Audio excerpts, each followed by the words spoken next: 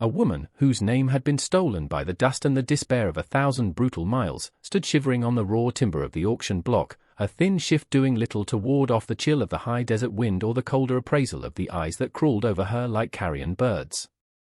She expected the final, crushing humiliation of a $5 bid to seal her fate as chattel, a whisper of a price for a life already ground to powder.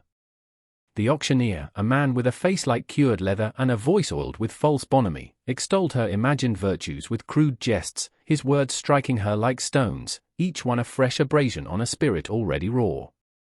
She kept her gaze fixed on a loose nail in the platform, a small, rusted point of focus in a world that had become a blur of cruelty and indifference. Then, from the restless, murmuring perimeter of the dusty square, a voice, unexpected and resonant as a struck anvil, cut through the greasy tide of the auctioneer's patter. "She's my wife."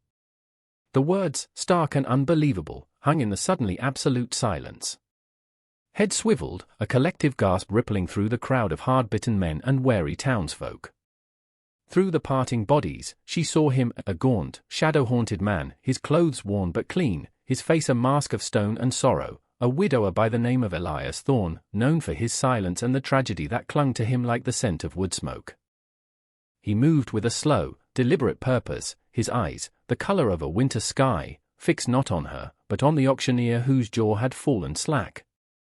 Elias reached into his worn leather pouch, the clink of coins a small, defiant sound against the shocked hush. He didn't have much, the town knew he struggled on his barren patch of land on the edge of nowhere. Yet, he met the auctioneer's gaze, his own unwavering. "I've come for her," he stated, his voice lower now, like gravel rolling downhill, but with an undercurrent of iron that brooked no argument. He placed a few coins, far more than the anticipated $5, into the auctioneer's stunned hand. He did not look at her then, not truly, but gestured curtly. "Come." It was not a request. Numbly, pulled by an invisible thread of disbelief and a desperate, fragile flicker of something she dared not name hope, she stepped down from the block, her bare feet protesting against the cold, rough ground. The crowd parted before them, their faces a mixture of scorn, suspicion, and a grudging, bewildered respect for an act so audacious it bordered on madness. He led her to a sway-backed mule tethered near the livery, its patience as worn as its master's coat. He did not help her mount, but waited, his back to her, a silent offering of dignity she had almost forgotten existed. The journey to his homestead was a silent passage through a landscape as unforgiving as the human hearts they had left behind. The wind whined through the sparse, twisted juniper, and the sun beat down with an indifferent intensity. He rode ahead, never looking back, a solitary figure against the vast, empty canvas of the plains. Her fear was a living thing, coiling in her belly, yet it was a different fear now, no longer the terror of the known, but the apprehension of the profoundly unknown. What manner of man was this, who would claim a ruined woman with a lie that could only bring him trouble? His cabin, when they finally reached it as dusk painted the sky in bruised purples and reds, was little more than a linter against a weathered rock face, a testament to his solitude and his struggle. Smoke curled thinly from a stone chimney, a lonely signal in the wilderness. Inside, it was stark, meticulously clean, but undeniably empty. A single cot, a rough-hewn table, 2 chairs, a cold fireplace. He gestured towards the cot. "Yours," he said, his first word to her since the town. He then moved to the fireplace, coaxing a meager flame to life with an economy of movement that spoke of long practice. He prepared a sparse meal of beans and dried meat, dividing it onto 2 chipped tin plates. He placed one before her on the table, then sat opposite, eating in silence, his gaze directed at the fire, not her. She watched him, wary as a cornered animal. His face, etched with lines of hardship and some deeper, unreadable sorrow, gave nothing away. There was no threat in his posture, no expectation in his eyes when they occasionally, briefly, met hers. He simply was. When the meal was done, he took the plates, washed them in a bucket of water, and then, spreading his worn blanket on the hard-packed earth floor near the door, he lay down, turning his back to her, a silent guardian or a prisoner of his own strange honor. Sleep did not come easily to her. The silence of the cabin was a heavy blanket, punctuated only by the crackle of the dying fire and the sound of his steady, distant breathing. She lay on the cot, every muscle tensed, listening for any sign of change, any hint of the motive behind his inexplicable act. Dawn came grey and cold. He was already outside, tending to some unseen chore. He left water for her, and a piece of dry bread. The days settled into a rhythm of silence and shared space. He worked his small, unyielding plot of land, his movement spare and efficient. She stayed within the suffocating confines of the cabin, or just outside its door, watching the vast, indifferent horizon, a prisoner still, but of a different kind. He never touched her, never pressed her for speech, never asked a single question. His respect was a palpable thing, a shield she hadn't known she needed. Weeks blurred into a month. The townsfolk, when he was forced to go for meager supplies, treated him with a mixture of open hostility and fearful curiosity. Whispers followed him like shadows. "Crazy Thorn," they'd mutter, "Tarkeen on damaged goods." He bore their scorn with the same stoic silence he offered her. He bought flour, salt, and once, a small bag of horehound candy, which he left on the table without a word.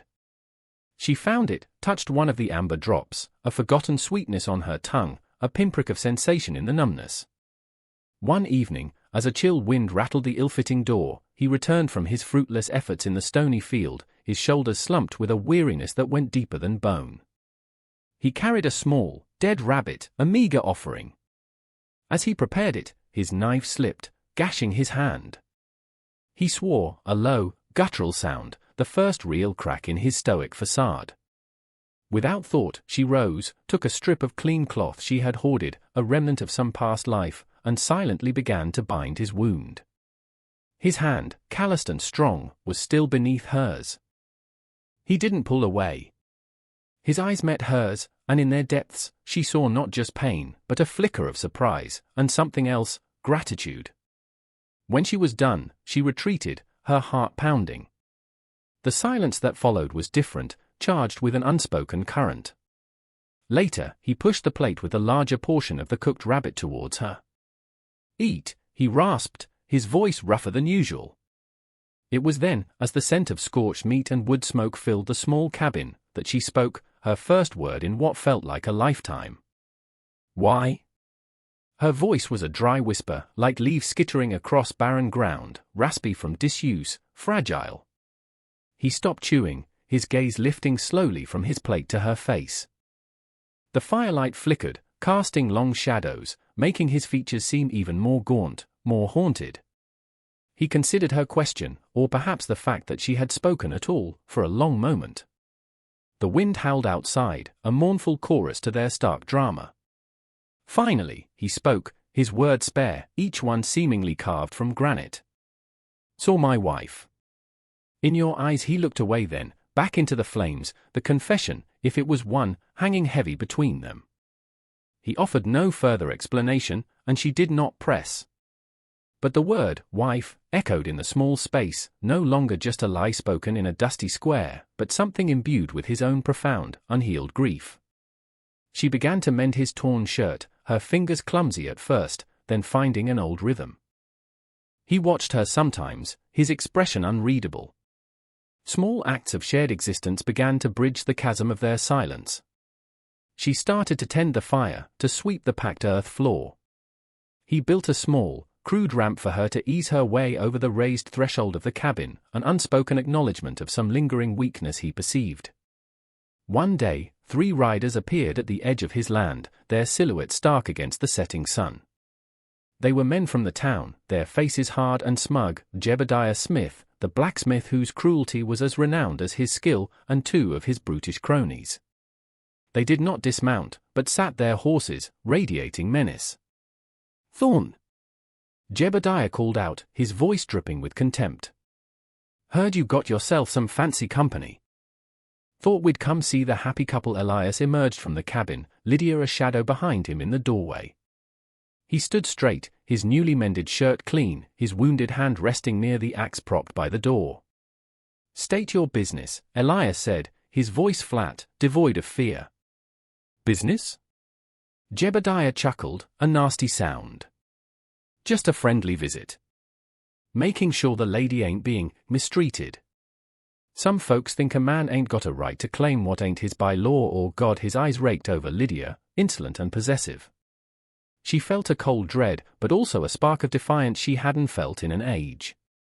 She stepped forward slightly, into the fading light, her chin lifted. Elias didn't look at her, but she felt his awareness, a subtle shift in his stance. "She's my wife," Elias repeated, the words now carrying the weight of lived experience, of shared hardship. "This is my land." "Leave," the men laughed, but there was an unease in their eyes now. They had expected a broken man, not this quiet, unyielding resolve. "We'll be back, Thorn," Jebediah sneered, wheeling his horse. "Town's got rules. And we aim to see them kept." They rode off, their laughter swallowed by the vast, encroaching darkness, leaving behind a silence thick with impending violence. The threat hung in the air, heavy and suffocating, like the stillness before a desert storm. Elias said nothing of their visit, but his vigilance sharpened. He spent more time cleaning his old rifle, his movements precise and grim. Lydia watched him, a knot of fear tightening in her chest, not just for herself anymore, but for this silent, tormented man who had inexplicably thrown his meager lot in with hers. She found herself scanning the horizon, her ears straining for the sound of approaching hooves. The quiet rhythm of their days was now underscored by a taut, nervous energy. She spoke more now, small phrases, questions about the land, about the scarce water. He answered in his usual clipped way, but there was a new quality to their exchanges, a nascent partnership forged in the face of shared danger. One afternoon, as the sun dipped towards the jagged peaks, casting long, menacing shadows, they came. Jebediah Smith was at their head, his face flushed with drink and malice, a dozen or more men trailing behind him, a rabble armed with clubs, ancient pistols, and a righteous, ugly certainty. "Thorn!" Jebediah roared, his voice thick and slurred. "We come for what's ours. That woman ain't your wife. She's town property, bought and paid for in principle, if not by you." Elias stepped out of the cabin, rifle in hand, his face a grim, determined mask. He didn't speak, just stood there, a solitary bulwark against the tide of hatred. Lydia appeared in the doorway behind him, her heart hammering against her ribs like a trapped bird. She clutched a heavy iron skillet, the only weapon she could find, its weight a small, cold comfort in her trembling hands. "Last chance, Thorn!" Jebediah yelled, brandishing a horse pistol. "Give her up, or we'll burn you out." Elias raised his rifle slightly. "Get off my land." His voice was low, but it carried a blade of sound in the tense air. A rock flew from the crowd, thudding against the cabin wall. Then another. The mob surged forward, emboldened by their numbers and their liquor. The first shot cracked the air, not from Elias, but from one of the townsmen, wild and high. And then the world erupted. Elias fired, his shot precise, taking down the man with the pistol, who shrieked and clutched his shoulder. He worked the lever of his rifle with practiced speed, a grim reaper in the fading light. Lydia, her fear momentarily eclipsed by a fierce, protective rage, screamed a wordless cry and swung the skillet with all her might at a man who lunged for Elias's blind side, connecting with a sickening thud. The man staggered back, surprise and pain etched on his face. She saw Elias glance at her, a fleeting look of something fierce and proud, before he turned back to the fray. It was brutal, chaotic, a whirlwind of grunts, shouts, and the crack of gunfire. Elias moved with a deadly grace, a man possessed, fighting not just for his life, or hers, but for some deeply buried principle of justice, of defiance against a cruel and uncaring world. He took a blow to the head, staggered, but Lydia was there, screaming, pushing another attacker away, giving him precious seconds to recover. They fought back to back, two solitary souls forged into an unwilling, desperate alliance, their movements almost synchronized, a dance of survival against the dying light. The ferocity of their defense, so unexpected from the quiet widower and the broken woman, began to cool the mob's ardor. Men fell, wounded and groaning. The taste of their own blood, the sight of their comrades injured, began to erode their drunken courage. Jebediah, seeing the tide turn, his face pale beneath the grime, fired one last wild shot that whistled past Elias's ear, then turned and fled, his cronies scrambling after him, a cowardly, retreating rabble. Silence descended, heavy and ragged, broken only by the whimpers of the injured men left behind and the harsh, rasping breaths of Elias and Lydia. The sun had finally bled below the horizon, leaving the landscape steeped in a cold, grey twilight. Elias leaned heavily against the cabin wall, his rifle still clutched in his hand, blood trickling from a cut on his temple. Lydia, her arm aching, the iron skillet still gripped tightly, sank to her knees, waves of reaction washing over her, terror, exhaustion, and a strange, fierce triumph. He looked at her then, truly looked at her, his eyes dark and intense in the gloom. He saw not the auctioned woman, not the victim, but the survivor, the fighter who had stood with him, who had screamed her defiance and wielded her makeshift weapon with a desperate courage that matched his own. He offered her his unwounded hand. She took it, his calloused palm rough against hers, and he pulled her to her feet. They stood there for a long moment, amidst the debris of the fight, the scent of gunpowder and blood thick in the air, bound by something more profound than any vow. He tended to the wounds of the men who couldn't flee, a grim mercy, then sent them stumbling back to town with a stark warning to never return. The effort cost him, his own injuries making him sway. Lydia, without a word, guided him inside, cleaned his cut, her touch surprisingly gentle. That night, she did not retreat to the cot. She spread his blanket near the fire, mending the tears in his shirt from the fight while he lay on the cot, watching her, his silence no longer empty, but filled with an unspoken understanding. "Lydia," he said, her name a soft sound in the quiet cabin. She looked up, her needle poised. "Thank you," just 2 words, but they resonated with the weight of all they had endured, all they had overcome together. She merely nodded, a small smile, the first he had ever seen, touching her lips. 6 months passed. The harsh winter gave way to a tentative spring, breathing a fragile green life into the unforgiving land. No one from the town bothered them. Their stand had become a local legend, whispered with a mixture of fear and grudging awe. Elias and Lydia worked the land together. He taught her how to coax life from the stubborn soil, how to read the signs of the weather. She, in turn, brought a quiet order to their small cabin, her presence a silent balm to his old griefs. They spoke more freely now, their conversations weaving a tapestry of shared days and slowly revealed pasts. He told her of his first wife, lost to fever, the sorrow that had hollowed him out. She spoke of the long, brutal journey that had brought her to the auction block, her voice gaining strength with each telling, reclaiming her story, piece by piece. The lie he had told in the dusty square had, over time, transformed into a truth deeper than any legal bond.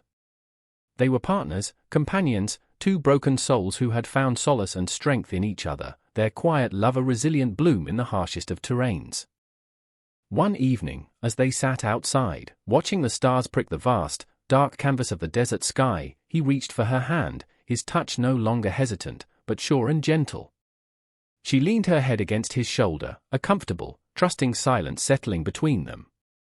The future was uncertain, the land still hard, but they faced it together, their bond forged in fire, tempered by respect, and sealed by a quiet, enduring love.